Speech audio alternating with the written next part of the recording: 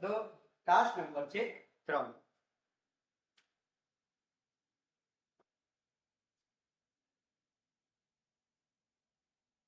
છેલ્લે આપણે હિસાબી પદ્ધતિના લક્ષણો વિશે અભ્યાસ કર્યો.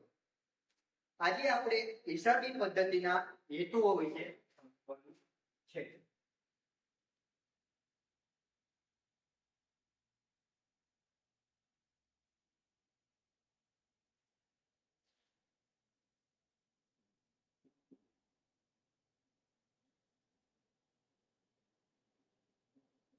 હિસાબી પદ્ધતિના હેતુ. તો હિસાબી પદ્ધતિના હેતુઓની અંદર જોઈએ તો કે કાયમી નોંધ. પહેલો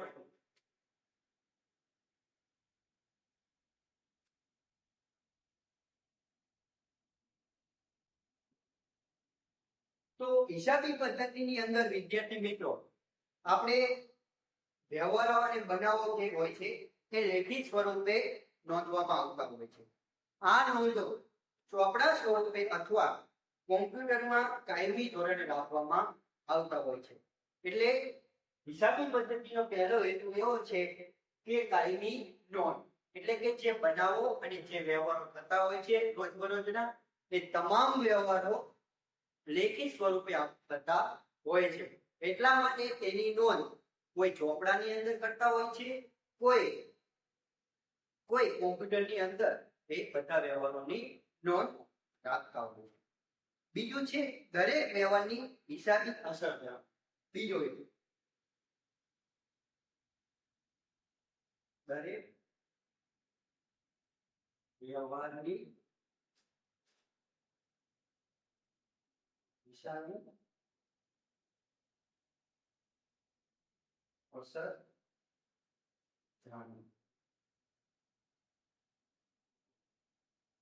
દરેક વ્યવહારની હિસાબી અસર જાણવા માટે એટલે કે ધંધાના દરેક વ્યવહારની અસર ધંધાની સમગ્ર નફાકારકતા કે આર્થિક સ્થિતિ પર થતી હોય છે.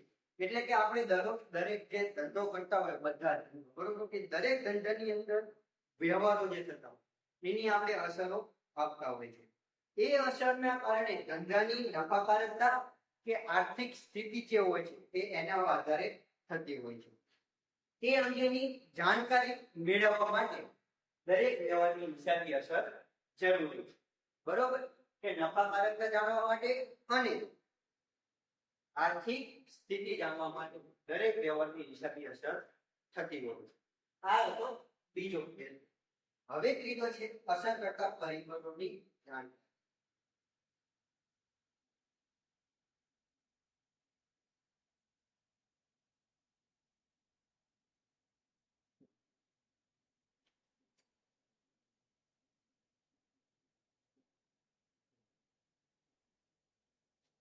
ધંધાના નફા કે નુકસાન ને અસર કરતા પરિબળો તેમજ ધંધાની આર્થિક પરિસ્થિતિને અસરકારકતા પરિબળો અંગેની જાણકારી હિસાબો તૈયાર કરવાથી મળી શકે.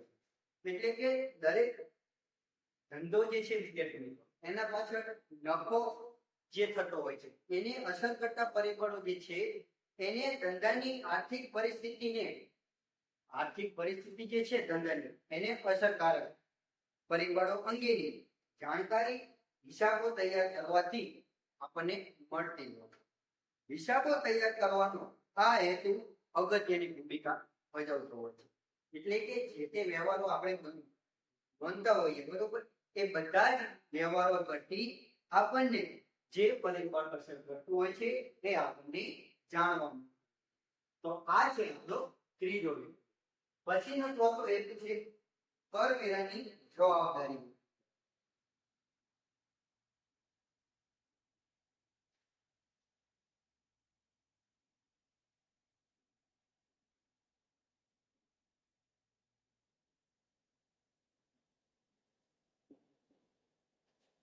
એટલે કે સામાન્ય રીતે કરવેરા ભરવાની જવાબદારી તૈયાર કરવામાં આવેલા હિસાબોના આધારે નક્કી કરવામાં આવે છે. એટલે કરવેરાની જવાબદારી નક્કી કરવા માટે આપણે સામાન્ય રીતે જે કરવેરા ભરવામાં આવે બરોબર એની જવાબદારી તૈયાર કરવામાં આવે છે. હિસાબો જે હોય છે એના આધારે નક્કી કરવામાં કરવેરાનું પ્રમાણ જે છે એ કર ભરનારની આવકના આધારે નક્કી થતું હોય છે. એટલે કે કરવેરાનું જે પ્રમાણ હોય છે વિદ્યાર્થી મિત્રો એ જે આપણા આવક હોય છે એના આધારે નક્કી કરવામાં આવતું હોય છે. તેથી હિસાબો તૈયાર કરવાનો હેતુ કરવેરાની જવાબદારી નક્કી કરવાનો પણ થતો હોય છે. એટલે કે જે હિસાબી પદ્ધતિ રાખવાથી આપણે કરવેરાની જવાબદારી નક્કી કરવા માટે ઉપયોગી બનતી હોય છે. પછી છે દેવાનું પ્રમાણ.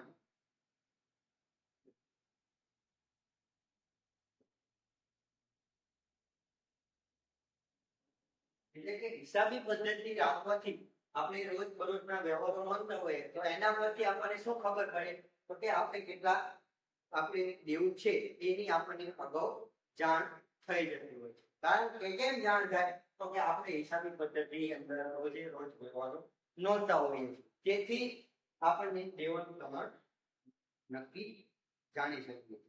ધંધામાં વ્યક્તિ દ્વારા રોકડના બદલે ઉધાર વ્યવહારો પણ કરવામાં આવતા હોય છે. દાખલા તરીકે કાચા માલની ઉપર ખરીદી, પરંતુ આ ચૂકવણી ભવિષ્યમાં કરવાની હોય છે.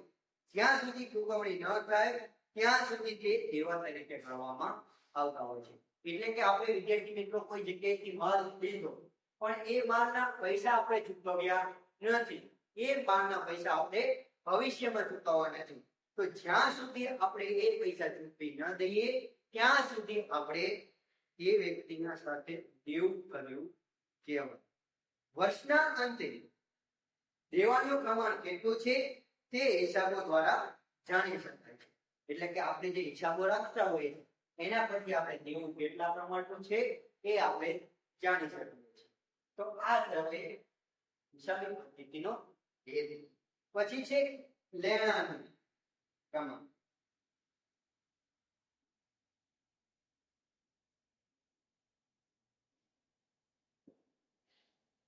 લેણાનું પ્રમાણ એટલે કે ધંધામાં વ્યક્તિ દ્વારા રોકડના બદલે ઉધાર કર્યું તો એ કયું થયું તો કે દેવું.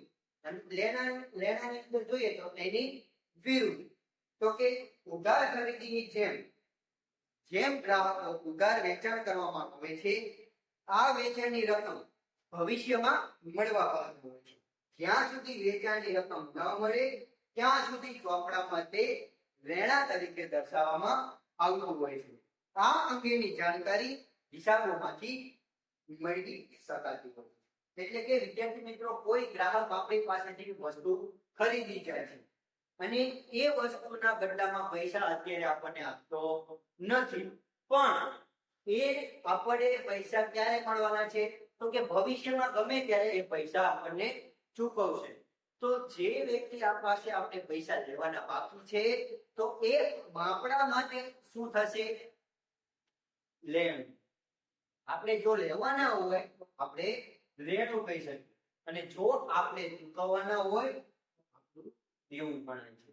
બરોબર વિદ્યાર્થી મિત્રો? તો લેણાનું પ્રમાણ હિસાબો પદ્ધતિ જે હોય છે એના પરથી લેણાનું પ્રમાણ આપણે ખૂબ જ સરળતાથી જાણી શકીએ છીએ. પછી છે ધંધાની નફાકારકતા.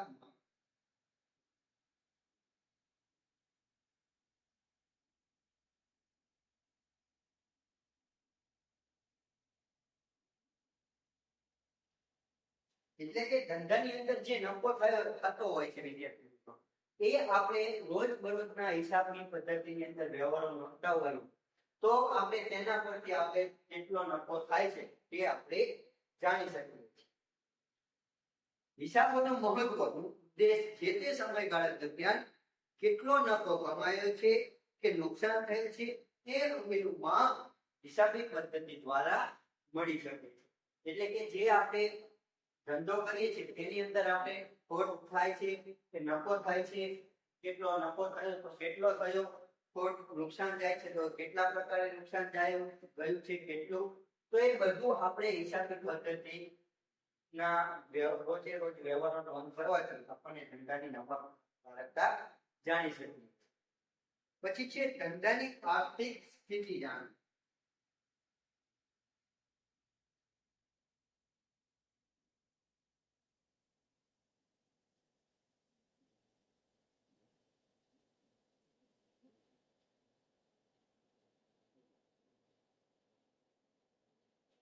વર્ષના અંતે ધંધાના દેવા જે છે, દેવા, મિલકતો અને લેણા કેટલા છે તે હિસાબી પદ્ધતિના આધારે તૈયાર કરેલા હિસાબોમાં જોવા મળતા હોય છે. એટલે કે વર્ષની અંદર વર્ષ પૂરું થાય ત્યારે આપણે કેટલા દેવા છે, કેટલી આપણી પાસે મિલકત છે અથવા કેટલી આપણે લેણા છે, એ બધું આપણે હિસાબી પદ્ધતિના આધારે તૈયાર કરેલા હિસાબો પરથી આપણે જાણી શકીએ છીએ. મિલકતો અને લેણાનું તમામ દેવા કરતા વધુ હોય, આર્થિક સ્થિતિ સારી છે તેમ આપણે કહી શકાય. એટલે આપણી પાસે મિલકત અને જે લેણું છે વિદ્યાર્થી મિત્રો, એ આપણા માટે આવક ગણે, બરોબર? તો એ આપણા માટે શું કહેવાય? સારું કહેવાય. તો કે જો એ વધારે પ્રમાણમાં હોય તો આપણી ધંધાની સ્થિતિ સારી છે તેમ આપણે કહી શકાય છે. પરંતુ હિસાબોના આધારે આર્થિક સ્થિતિ જે તે સધ્ધરતા કહેવાય તે જાણી શકાય છે. એટલે આમ હિસાબોના આધારે આપણે આર્થિક સ્થિતિ સારી છે કે ખરાબ એ આપણે તેની હિસાબી પદ્ધતિ દ્વારા જાણી શકીએ છીએ. પછી છે છેલ્લો પોઈન્ટ, ભૂલો અને છેતરપિંડી શોધવા અથવા અને રોકવા માટે. ભૂલો અને છેતરપિંડી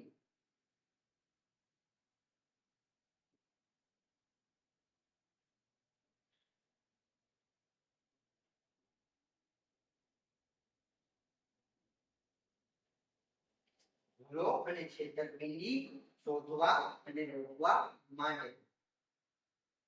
એટલે કે નાણાકીય ભૂલો અથવા ગુનાઓની અંગેની જાણકારી તૈયાર થયેલા હિસાબોની તપાસના આધારે મેળવી શકાય છે.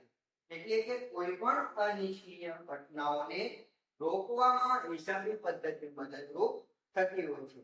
હિસાબી પદ્ધતિ પરોક્ષ રીતે અંકુશ રાખે છે. એટલે કે નાણાકીય વ્યવહારો આપણે રોજ કરતા હોઈએ, તેની અંદર જો ભૂલો થતી હોય અથવા કોઈ ગુનો થઈ ગયો એ અંગેની જાણકારી રાખવામાં જાણકારી હોય, એ તૈયાર થયેલા હિસાબોના આપણે હિસાબો રાખતા હોય એના તપાસ કરી હિસાબો બદલ જોઈએ તો એના પરથી આપણને ખબર પડી જાય છે. આવી કોઈ પણ અનિચ્છનીય ઘટનાઓને રોકવા માટે, એટલે જે પણ બની ગઈ છે તે રોકવા માટે હિસાબી પદ્ધતિ જે છે એ ખૂબ જ મદદરૂપ થતી હોય છે. હિસાબી પદ્ધતિનો ઉપયોગ પણ જણાવેલા હેતુઓસર કરવામાં આવે છે. હિસાબી પદ્ધતિના અસ્તિત્વ અને ઉપયોગના કારણે ઘણા બધા ફાયદાઓ થતા હોય છે. આ અંગે ચર્ચા હવે પછી કરવામાં આવે છે. એટલે કે હવે આપણે શું જોવાનું છે? હિસાબી પદ્ધતિના ફાયદા. હિસાબી પદ્ધતિ રાખવાથી આપણને શું શું ફાયદો એ હવે આપણે જોઈશું.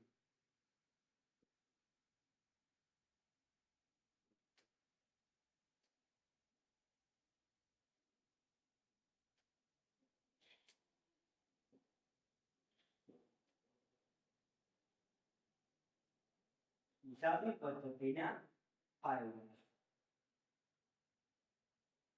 તો સૌથી પહેલો ફાયદો આપણે જોઈએ તો કે હિસાબી પદ્ધતિ એ સામાજિક વિજ્ઞાન છે. આ વિજ્ઞાનનો સમગ્ર વિશ્વમાં ઉપયોગ કરવામાં આવતો હોય છે. તેની ઉપયોગિતા તેના જ ફાયદાઓ દર્શાવતા હોય છે. આ ફાયદા નીચે પ્રમાણે છે. હિસાબી માહિતીની ઉપલબ્ધતા એક પહેલો ફાયદો.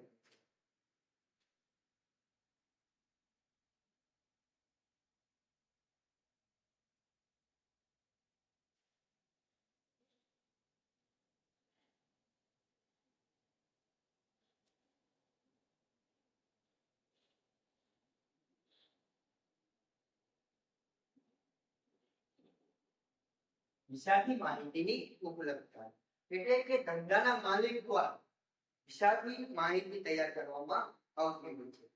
આ માહિતી તૈયાર હોય તો માલિક જ્યારે જરૂર હોય ત્યારે તેનો ઉપયોગ કરી શકે છે. એટલે કે જે ધંધાનો માલિક હોય છે વિદ્યાર્થી, એના દ્વારા આ માહિતી તૈયાર કરવામાં આવતી હોય છે. પણ જો ભવિષ્યની અંદર ક્યારેક કાંઈ પણ મૂંઝવણ ઊભી થાય ત્યારે આ હિસાબો દ્વારા આપણે કોઈ પણ માહિતી જોતી હોય તો આ માહિતી દ્વારા આપણે એ જાણી શકતા હોઈએ છીએ. એટલે કે માલિકને જ્યારે જરૂર હોય ત્યારે તે માલિક આ હિસાબો રાખેલા હોય તો ગમે ત્યારે ગમે તે સમયે જોઈ શકે છે.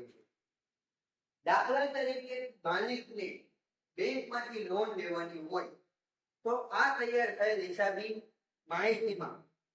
માહિતી બેંકમાં રજૂ કરીને પોતાના ધંધાની સ્થિતિ દર્શાવીને લોન પ્રાપ્ત કરી શકે છે. એટલે કે હિસાબી પદ્ધતિની અંદર જે વ્યવહારો બધું લખતા હોય છે તો એની ક્રેડિટ જે છે સારી, બરોબર, તો એના આધારે તે બધું બેંકની અંદર બતાવીને તેના દ્વારા પણ લોન સરળતાથી મેળવી શકે. તો આ થયો પહેલો ફાયદો. હવે બીજો ફાયદો શું? તો કે નફાકારકતા જાણવામાં.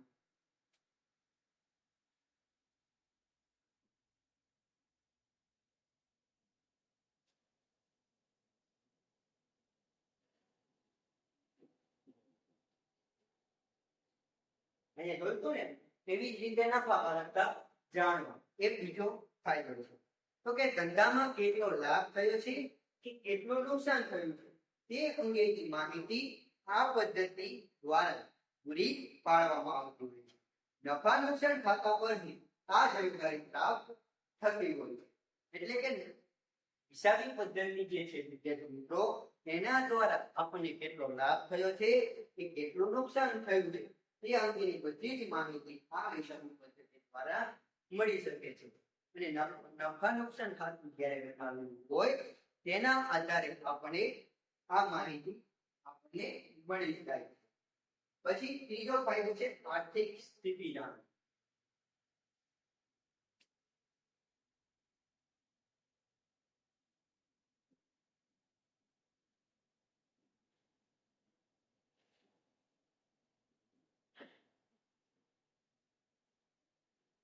એટલે કે હિસાબી પદ્ધતિ મુજબ આપણે હિસાબી પદ્ધતિ મુજબ ત્રીજો ફાયદો જોઈએ આર્થિક સ્થિતિ જાણવી. એટલે કે આપણી ધંધાની અંદર રોજબરોજ હિસાબી પદ્ધતિ દ્વારા આપણી આર્થિક સ્થિતિ કેવી છે ધંધાની તે આપણે જાણી શકતા હોઈએ. હિસાબી મુદ્દતના અંતે ધંધાની જવાબદારીનું પ્રમાણ કેટલું છે તે આપણે જાણી શકીએ છીએ. ધંધાની જવાબદારી વધુ હોય તો આર્થિક સ્થિતિ નબળી ગણાય અને જવાબદારી ઓછી હોય તો આર્થિક સ્થિતિ સારી ગણવામાં આવતી હોય છે. આર્થિક સ્થિતિ પાકા સરવૈયા દ્વારા જાણી શકાતી હોય છે. એટલે કે ધંધા આપણે હિસાબી મુદ્દત એટલે કે વર્ષના અંતે ધંધાની જવાબદારી નું પ્રમાણ કેટલું છે અને તે જાણી શકતા હોય છે. શેના કારણે? તો તે હિસાબી પદ્ધતિ દ્વારા. ધંધાની જવાબદારી વધુ હોય વિદ્યાર્થી મિત્રો તો એ આપણા માટે ધંધા માટે આપણી સારી સ્થિતિ ગણવામાં આવતી નથી. પરંતુ જો ઓછી જવાબદારી હોય આપણા પર તો એ આપણા માટે સારી સ્થિતિ ગણવામાં આવતી હોય છે. આ જે સ્થિતિ જાણવી હોય તો આપણે પાકા સરવૈયા જ્યારે બનાવીએ તેના પરથી આપણે આ સ્થિતિ જાણી શકતા હોઈએ છીએ. તો આ કયો ત્રીજો ફાયદો. ચોથું છે કરવેરા આયોજન.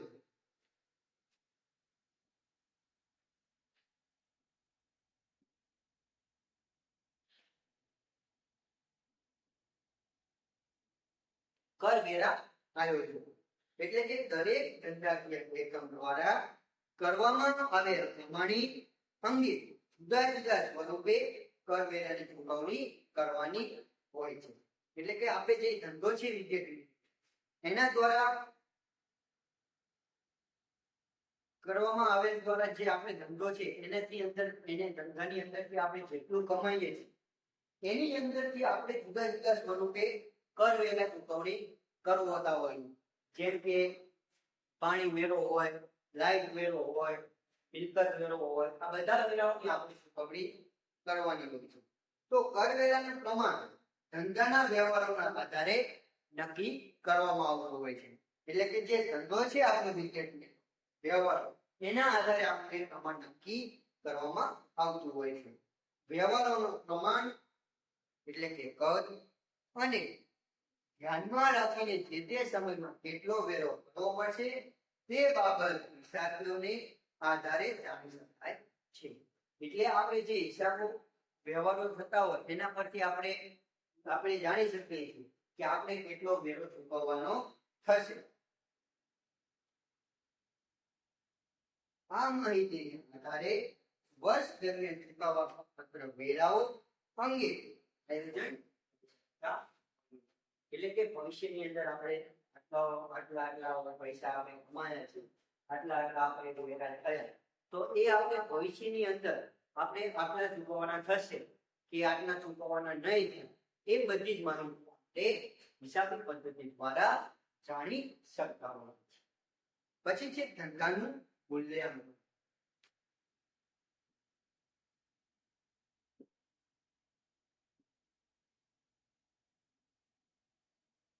હિસાબી પદ્ધતિ દ્વારા ધંધાનું મૂલ્યાંકન થઈ શકે છે.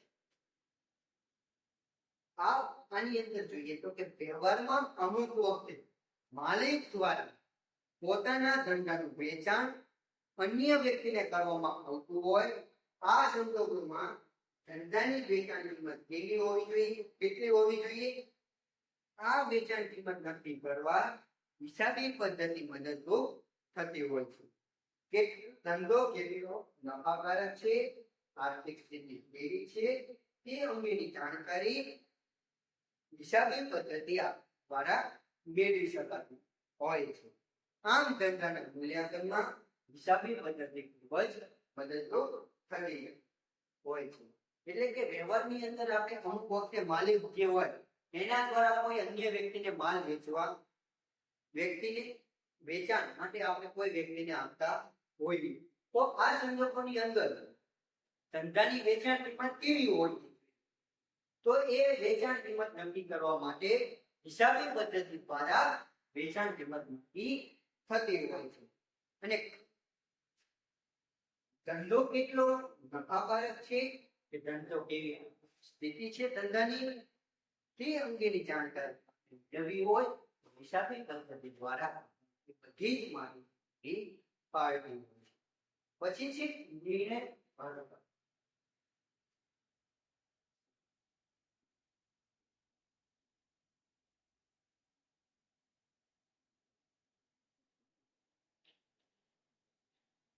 તો કે ધંધાના જુદા જુદા સ્વરૂપો એકાંકી વેપારી, ભાગીદારી પેઢી, કંપની દ્વારા પોતાના હિસાબો તૈયાર કરવામાં આવે છે.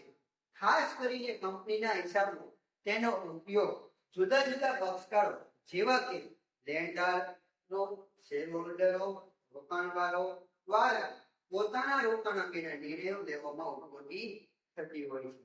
હિસાબી પદ્ધતિ નિર્ણય ઘડતરમાં ખૂબ જ અગત્યની ભૂમિકા ભજવે છે.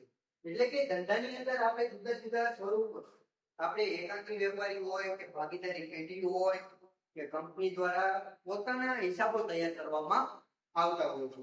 ખાસ કરીને કંપનીના હિસાબો ઉપયોગ જુદા જુદા પક્ષકારો માટે થતો હોય છે, જેવા કે શેરહોલ્ડરો હોય, લેણદારો હોય, રોકાણકારો હોય. આ બધા દ્વારા અંગે જે રોકાણો અંગેના નિર્ણયો લેવાના હોય તો એ નિર્ણય લેવા માટે હિસાબી પદ્ધતિ આપણને ખૂબ જ ઉપયોગી છે. અને હિસાબી પદ્ધતિ નિર્ણયના ઘડતર માટે ખૂબ જ અગત્યની ભૂમિકા પણ ભજવતી હોય છે. એટલે કે સચોટ નિર્ણય લેવા માટે હિસાબી પદ્ધતિ ઉપયોગી બનતી હોય છે. પછી છે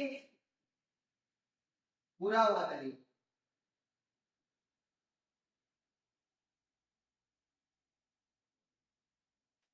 પુરાવા તરીકે હિસાબી પદ્ધતિ ઉપયોગી હોય છે.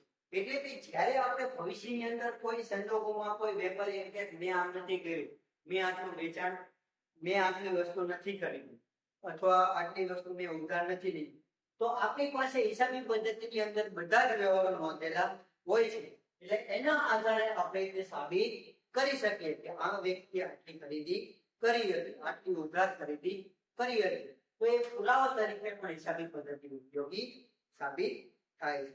એટલે હિસાબોની રચના હિસાબી પદ્ધતિના નિયમો અને સિદ્ધાંતોના આધારે થાય છે. તેથી આ રીતે તૈયાર થયેલા હિસાબોને વિશ્વસનીય કરવામાં આવતા હોય છે. આ વિશ્વસનીયતાના કારણે કોઈ પણ વિવાદ વખતે આ હિસાબો પુરાવાની ગરજ ચાલે છે. એટલે કે આપણે આ હિસાબી પદ્ધતિ જે છે એ નિયમો અને સિદ્ધાંતોના આધારે બનાવવામાં આવતી હોય છે. તેથી આ રીતે તૈયાર થયેલા હિસાબો જે છે એ વિશ્વસનીય ગણવામાં આવતા હોય છે. એટલે કે જે ભરોસાપાત્ર ગણવામાં આવતા હોય છે. એટલે આ જે ભરોસાપાત્ર હિસાબો છે એના આધારે કોઈ પણ સંજોગોમાં વિવાદ ઉભો થાય તો પુરાવા તરીકે આપણે સાબિત કરી શકીએ છીએ. દાખલા તરીકે ભાગીદારી પેઢીના ભાગીદારો વચ્ચે હિસાબોના સંદર્ભમાં કોઈ પણ વિવાદ થાય ત્યારે ન્યાય હેતુસર આ પદ્ધતિનો હિસાબી પદ્ધતિનો ઉપયોગ પુરાવા તરીકે કરવામાં આવતો હોય છે. એટલે કે કોઈ ભાગીદારો બે ત્રણ ભાગીદારો હોય એમના વચ્ચે કોઈ હિસાબોને લઈને કોઈ વિવાદ ઉભો થયો તો હિસાબની પદ્ધતિની અંદર આપણે તેની બધી જ નોંધ કરેલી હોય છે. તેથી આપણે તે પુરાવા તરીકે સાબિત કરી શકીએ છીએ. પછી છે 8મો, ભૂતકાળની કામગીરી સાથે જોડવું.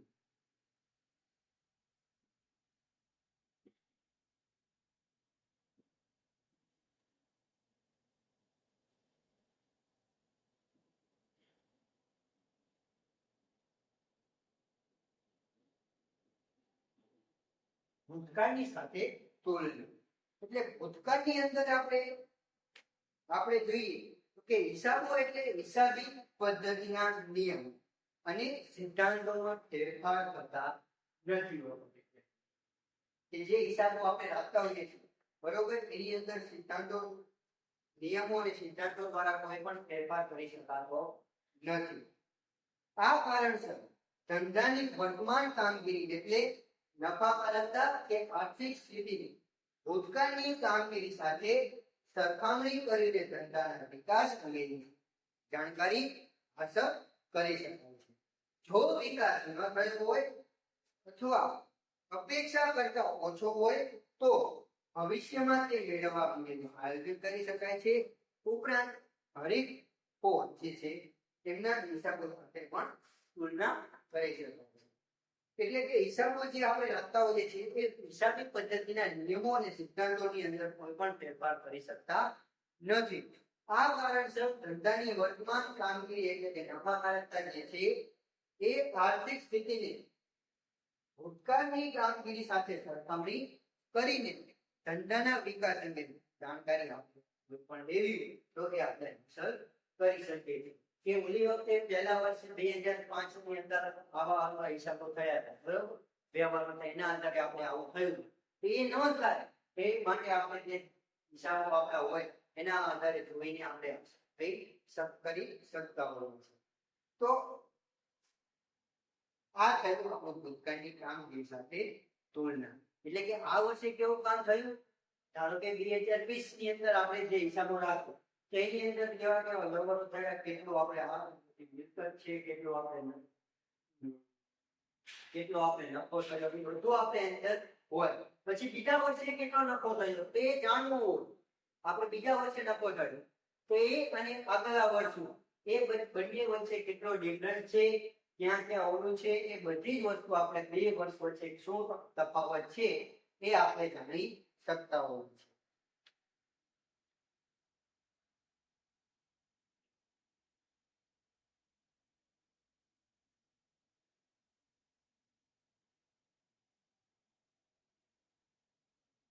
તો અહીં સુધી આપણે ત્રીજા લેક્ચરની અંદર અહીં સુધી રાખીશું. અસ્તુ વિદ્યાર્થી.